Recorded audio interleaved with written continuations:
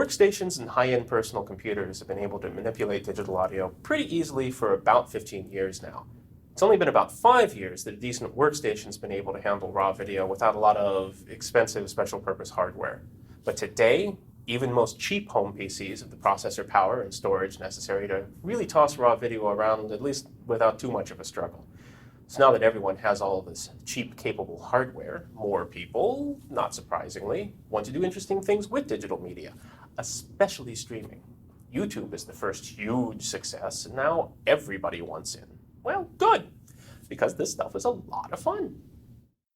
It's no problem finding consumers for digital media, but here I'd like to address the engineers, the mathematicians, the hackers, the people who are interested in discovering and making things and building the technology itself, the people after my own heart.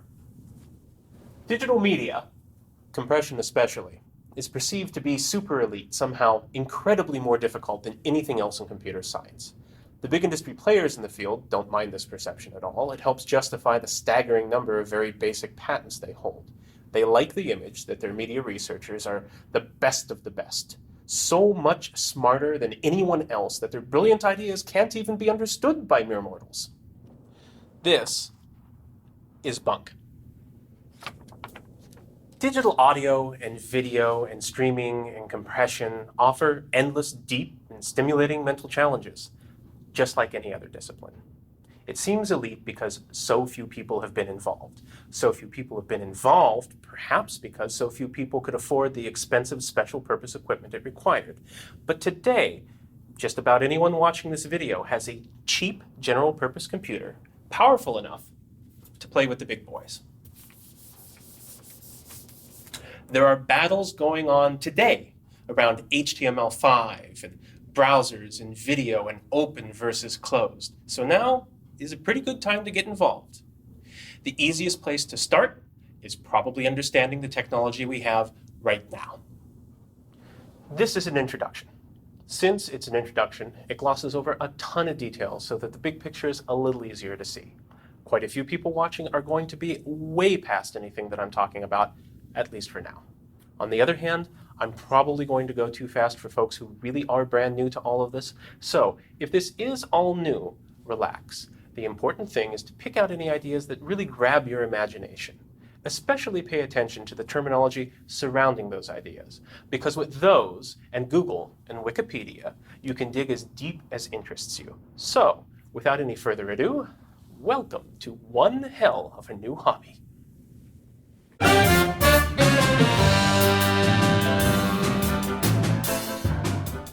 Sound is the propagation of pressure waves through air, spreading out from a source like ripples spread from a stone tossed into a pond.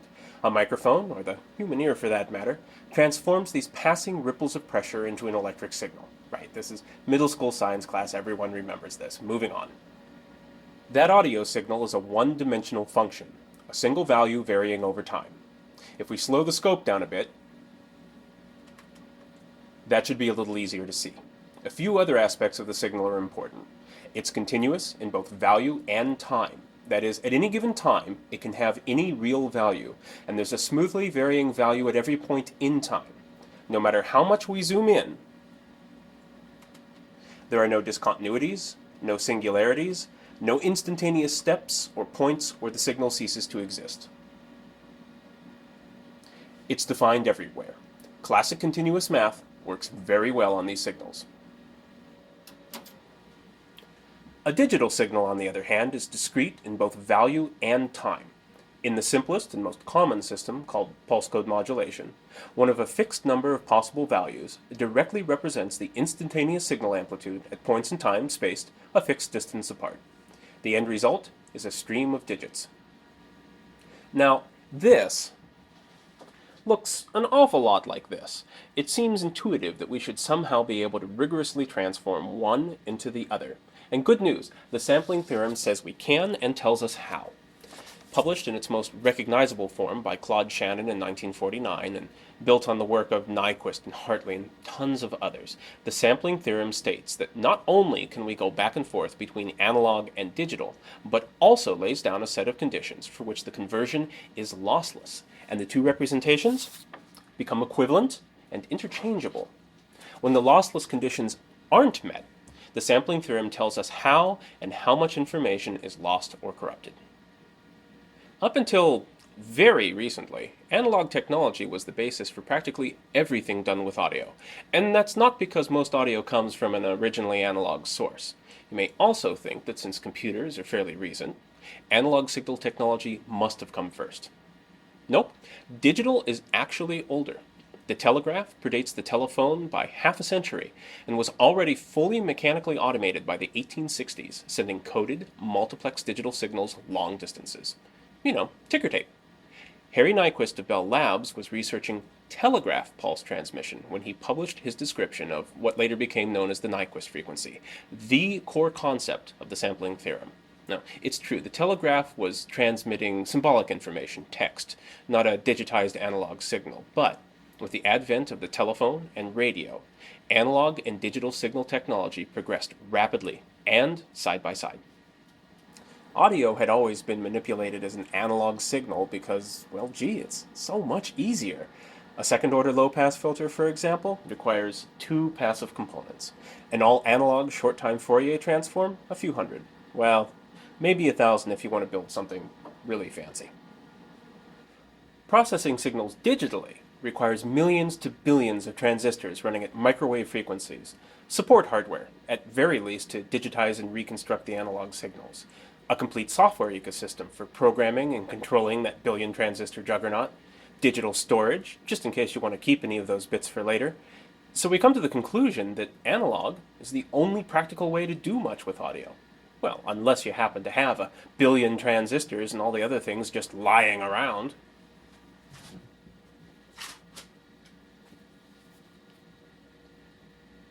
And since we do, digital signal processing becomes very attractive. For one thing, analog componentry just doesn't have the flexibility of a general-purpose computer. Adding a new feature to this beast? Yeah, it's probably not going to happen. On a digital processor, though, just write a new program. Software isn't trivial, but it is a lot easier. Perhaps more importantly, though, every analog component is an approximation. There's no such thing as a perfect transistor, or a perfect inductor, or a perfect capacitor. In analog, every component adds noise and distortion. Usually not very much, but it adds up. Just transmitting an analog signal, especially over long distances, progressively, measurably, irretrievably corrupts it. Besides, all of those single-purpose analog components take up a lot of space. 2 lines of code on the billion transistors back here can implement a filter that would require an inductor the size of a refrigerator. Digital systems don't have these drawbacks. Digital signals can be stored, copied, manipulated, and transmitted without adding any noise or distortion. We do use lossy algorithms from time to time, but the only unavoidably non-ideal steps are digitization and reconstruction, where digital has to interface with all of that messy analog. Messy or not, modern conversion stages are very, very good. By the standards of our ears, we can consider them practically lossless as well. With a little extra hardware then, most of which is now small and inexpensive due to our modern industrial infrastructure, digital audio is the clear winner over analog. So, let us then go about storing it, copying it, manipulating it, and transmitting it. Pulse code modulation is the most common representation for raw audio. Other practical representations do exist, for example, the sigma delta coding used by the Super Audio CD, which is a form of pulse density modulation. That said, pulse code modulation is far and away dominant, mainly because it's so mathematically convenient. An audio engineer can spend an entire career without running into anything else. PCM encoding can be characterized in 3 parameters, making it easy to account for every possible PCM variant with mercifully little hassle. The first parameter is the sampling rate. The highest frequency an encoding can represent is called the Nyquist frequency. The Nyquist frequency of PCM happens to be exactly half the sampling rate. Therefore, the sampling rate directly determines the highest possible frequency in the digitized signal. Analog telephone systems traditionally band-limited voice channels to just under 4 kHz. So, digital telephony and most classic voice applications use an 8 kHz sampling rate, the minimum sampling rate necessary to capture the entire bandwidth of a 4 kHz channel. This is what an 8 kilohertz sampling rate sounds like. A bit muffled, but perfectly intelligible for voice. This is the lowest sampling rate that's ever been used widely in practice. From there, as power and memory and storage increased, consumer computer hardware went to offering 11 and then 16 and then 22 and then 32 kilohertz sampling. With each increase in the sampling rate and the Nyquist frequency, it's obvious that the high end becomes a little clearer and the sound more natural. The compact disc uses a 44.1 kilohertz sampling rate, which is again slightly better than 32 kilohertz, but the gains are becoming less distinct. 44.1 kilohertz is a bit of an oddball choice, especially given that it hadn't been used for anything prior to the compact disc, but the huge success of the CD has made it a common rate. The most common high-fidelity sampling rate, aside from the CD, is 48 kilohertz. There's virtually no audible difference between the two. This video, or at least the original version of it, was shot and produced with 48 kilohertz audio, which happens to be the original standard for high-fidelity audio with video. Super high-fidelity sampling rates of 88, 96, and 192 kilohertz have also appeared. The reason for the sampling rates beyond 48 kilohertz isn't to extend the audible high frequencies further. It's for a different reason. Stepping back for just a second, the French mathematician Jean-Baptiste Joseph Fourier showed that we can also think of signals like audio as a set of component frequencies. This frequency domain representation is equivalent to the time representation. The signal is exactly the same, we're just looking at it a different way. Here we see the frequency domain representation of a hypothetical analog signal we intend to digitally sample. The sampling theorem tells us two essential things about the sampling process. First, that a digital signal can't represent any frequencies above the Nyquist frequency. Second, and this is the new part, if we don't remove those frequencies with a low-pass filter before sampling, the sampling process will fold them down into the representable frequency range as aliasing distortion. Aliasing, in a nutshell, sounds freaking awful. So it's essential to remove any beyond Nyquist frequencies before sampling and after reconstruction. Human frequency perception is considered to extend to about 20 kilohertz. In 44.1 or 48 kilohertz sampling, the low pass before the sampling stage has to be extremely sharp to avoid cutting any audible frequencies below 20 kilohertz, but still not allow any frequencies above the Nyquist to leak forward into the sampling process. This is a difficult filter to build, and no practical filter succeeds completely. If the sampling rate is 96 or 192 kilohertz on the other hand, the low pass has an extra octave or two for its transition band. This is a much easier filter to build. Sampling rates beyond 48 kilohertz are actually one of those messy analog stage compromises. The second fundamental PCM parameter is the sample format, that is, the format of each digital number. A number is a number, but a number can be represented in bits a number of different ways. Early PCM was 8-bit linear, encoded as an unsigned byte. The dynamic range is limited to about 50 decibels, and the quantization noise, as you can hear, is pretty severe. 8-bit audio is vanishingly rare today. Digital telephony typically uses one of two related nonlinear 8-bit encodings called A-law and mu-law. These formats encode a roughly 14-bit dynamic range into 8 bits by spacing the higher amplitude values farther apart.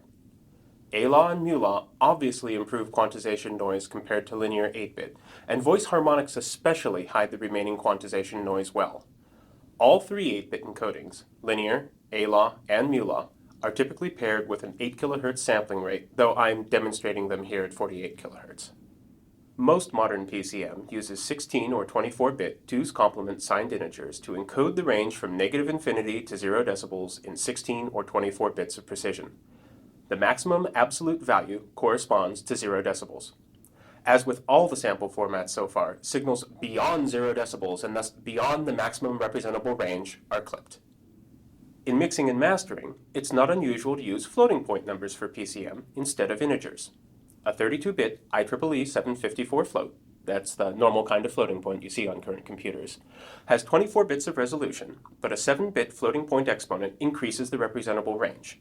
Floating point usually represents 0 decibels as plus minus 1.0, and because floats can obviously represent considerably beyond that, temporarily exceeding 0 decibels during the mixing process doesn't cause clipping. Floating point PCM takes up more space, so it tends to be used only as an intermediate production format. Lastly, most general-purpose computers still read and write data in octet bytes, so it's important to remember that samples bigger than 8 bits can be in big or little endian order, and both endiannesses are common. For example, Microsoft Wave files are little endian, and Apple AIFC files tend to be big endian. Be aware of it. The third PCM parameter is the number of channels. The convention in raw PCM is to encode multiple channels by interleaving the samples of each channel together into a single stream. Straightforward and extensible.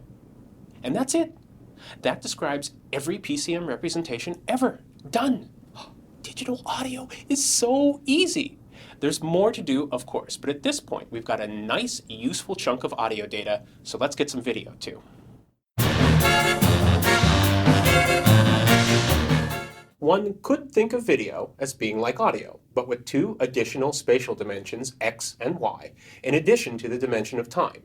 This is mathematically sound. The sampling theorem applies to all three video dimensions just as it does the single time dimension of audio. Audio and video are obviously quite different in practice. For one, compared to audio, video is huge. Raw CD audio is about 1.4 megabits per second. Raw 1080i HD video is over 700 megabits per second. That's more than 500 times more data to capture, process, and store per second.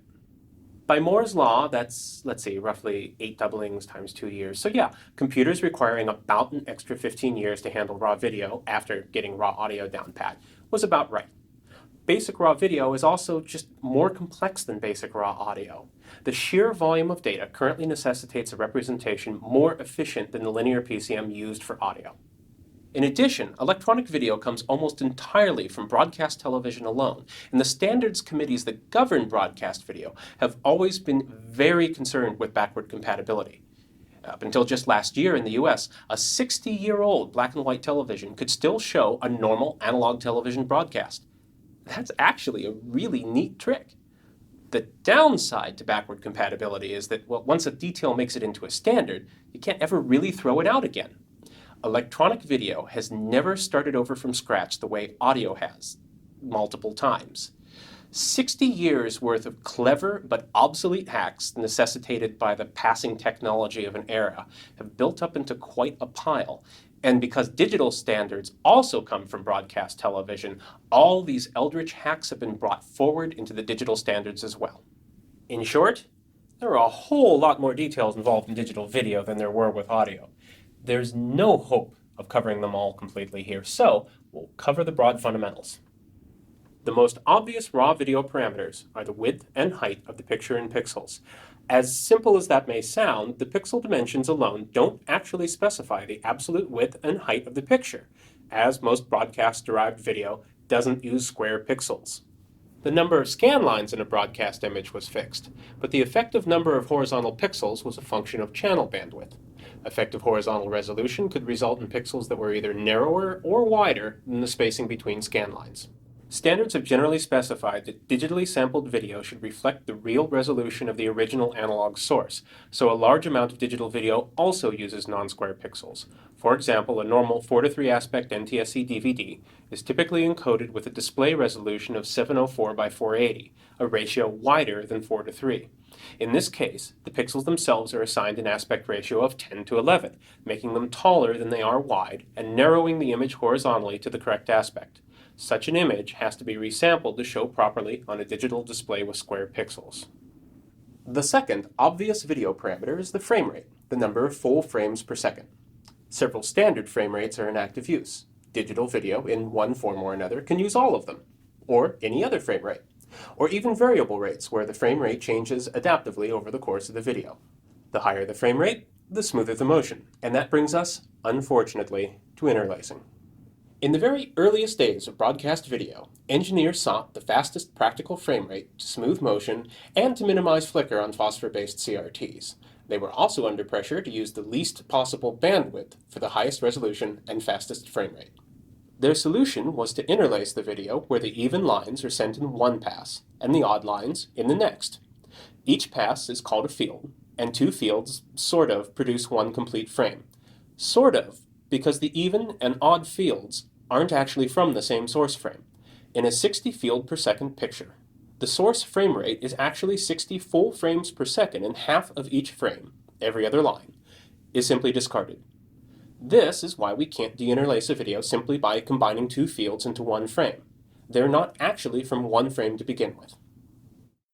The cathode ray tube was the only available display technology for most of the history of electronic video.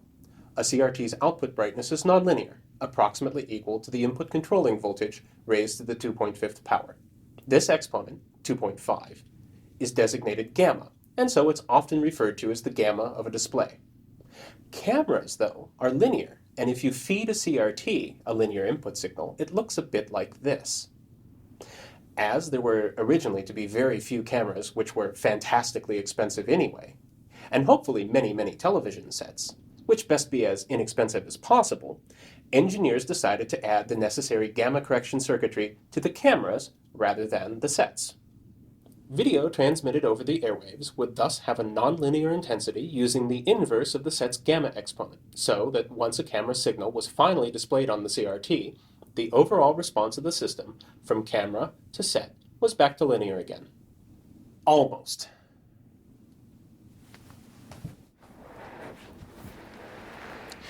There were also two other tweaks. A television camera actually uses a gamma exponent that's the inverse of 2.2, not 2.5. That's just a correction for viewing in a dim environment. Also, the exponential curve transitions to a linear ramp near black. That's just an old hack for suppressing sensor noise in the camera. Gamma correction also had a lucky benefit. It just so happens that the human eye has a perceptual gamma of about 3. This is relatively close to the CRT's gamma of 2.5. An image using gamma correction devotes more resolution to lower intensities where the eye happens to have its finest intensity discrimination, and therefore uses the available scale resolution more efficiently. Although CRTs are currently vanishing, a standard sRGB computer display still uses a nonlinear intensity curve similar to television, with a linear ramp near black followed by an exponential curve with a gamma exponent of 2.4. This encodes a 16-bit linear range down into 8 bits. The human eye has 3 apparent color channels, red, green, and blue, and most displays use these 3 colors as additive primaries to produce a full range of color output. The primary pigments in printing are cyan, magenta, and yellow for the same reason. Pigments are subtractive, and each of these pigments subtracts one pure color from reflected light.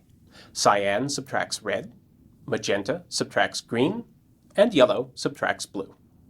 Video can be, and sometimes is, represented with red, green, and blue color channels, but RGB video is atypical. The human eye is far more sensitive to luminosity than it is the color, and RGB tends to spread the energy of an image across all 3 color channels. That is, the red plane looks like a red version of the original picture, the green plane looks like a green version of the original picture, and the blue plane looks like a blue version of the original picture. Black and white times 3. Not efficient. For those reasons, and because, oh hey, television just happened to start out as black and white anyway, video usually is represented as a high-resolution luma channel, the black and white, along with additional, often lower-resolution chroma channels, the color. The luma channel, Y, is produced by weighting and then adding the separate red, green, and blue signals. The chroma channels, U and V, are then produced by subtracting the luma signal from blue and the luma signal from red. When YUV is scaled, offset, and quantized for digital video, it's usually more correctly called YCBCR, but the more generic term YUV is widely used to describe all the analog and digital variants of this color model. The U and V chroma channels can have the same resolution as the Y channel, but because the human eye has far less spatial color resolution than spatial luminosity resolution, chroma resolution is usually halved, or even quartered, in the horizontal direction, the vertical direction, or both, usually without any significant impact on the apparent raw image quality. Practically every possible subsampling variant has been used at one time or another, but the common choices today are 444 video, which isn't actually subsampled at all, 422 video, in which the horizontal resolution of the U and V channels is halved, and most common of all, 420 video, in which both the horizontal and vertical resolutions of the chroma channels are halved, resulting in U and V planes that are each 1/4 the size of Y. The terms 422, 420, 411, and so on and so forth aren't complete descriptions of a chroma subsampling. There's multiple possible ways to position the chroma pixels relative to luma, and again, several variants are in active use for each subsampling. For example, Motion JPEG, MPEG-1 video, MPEG-2 video, DV, Theora, and WebM all use, or can use, 420 subsampling, but they cite the chroma pixels 3 different ways. Motion JPEG, MPEG-1 video, Theora, and WebM all cite chroma pixels between luma pixels both horizontally and vertically. MPEG-2 cites chroma pixels between lines, but horizontally aligned with every other luma pixel. Interlaced modes complicate things somewhat, resulting in a citing arrangement that's a tad bizarre. And finally, PAL-DV, which is always interlaced, places the chroma pixels in the same position as every other luma pixel in the horizontal direction, and vertically alternates chroma channel on each line. That's just 420 video. I'll leave the other subsamplings as homework for the viewer. You've got the basic idea? Moving on. In audio, we always represent multiple channels in a PCM stream by interleaving the samples from each channel in order. Video uses both packed formats that interleave the color channels, as well as planar formats that keep the pixels from each channel together in separate planes stacked in order in the frame. There are at least 50 different formats in these 2 broad categories, with possibly 10 or 15 in common use. Each chroma subsampling and different bit depth requires a different packing arrangement and so a different pixel format.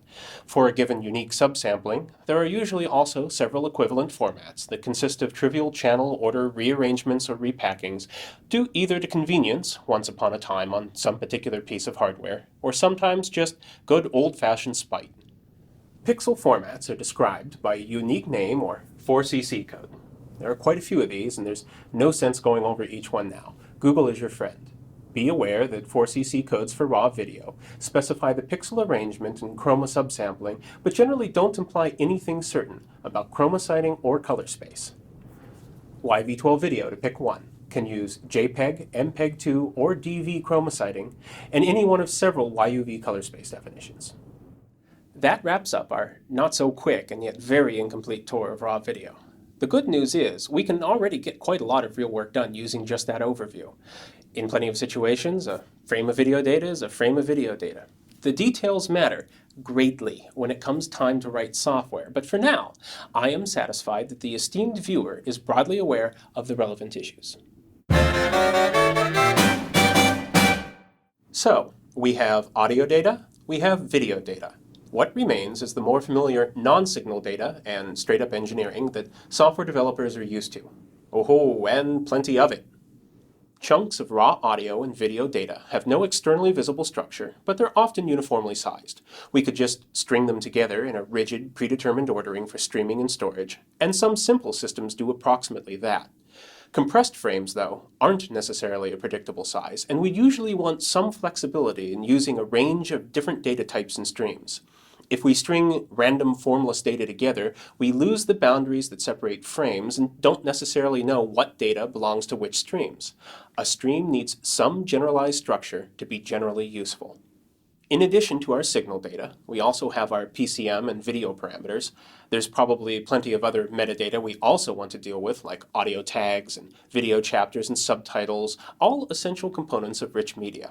It makes sense to place this metadata, that is, data about the data, within the media itself. Storing and structuring formless data and disparate metadata is the job of a container. Containers provide framing for the data blobs, interleave and identify multiple data streams, provide timing information, and store the metadata necessary to parse, navigate, manipulate, and present the media. In general, any container can hold any kind of data, and data can be put into any container. In the past 30 minutes, we've covered digital audio, video, some history, some math, and a little engineering. We've barely scratched the surface, but it's time for a well-earned break. There's so much more to talk about, so I hope you'll join me again in our next episode. Till then, cheers.